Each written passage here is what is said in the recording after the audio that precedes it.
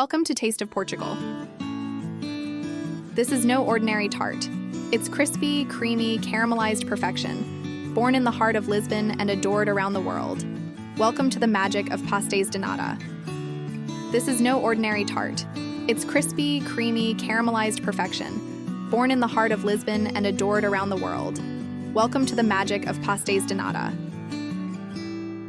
You'll need just a few basics: egg yolks, sugar, milk, cream, lemon peel, cinnamon, and puff pastry. That's it. Simple ingredients, but the magic is in the technique. Start by infusing your milk and cream with lemon peel and a cinnamon stick. Gently heat it until it's just about to simmer. Then turn it off, cover, and let it steep for 10 minutes. In another bowl, whisk your egg yolks, sugar, and flour until smooth. This is the base of your custard. Now slowly add the warm milk to the egg mix, whisking the whole time to avoid curdling. Then return it to the pot and stir gently over low heat until it thickens slightly.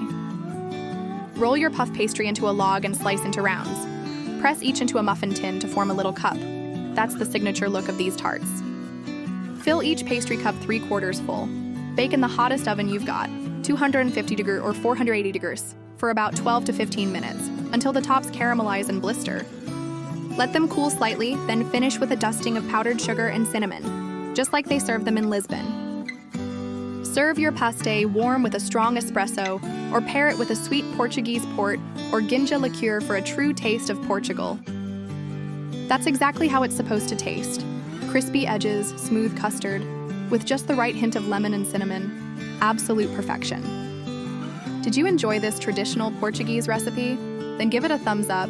Leave a comment with your version of acorda, and don't forget to subscribe for more authentic Portuguese cooking.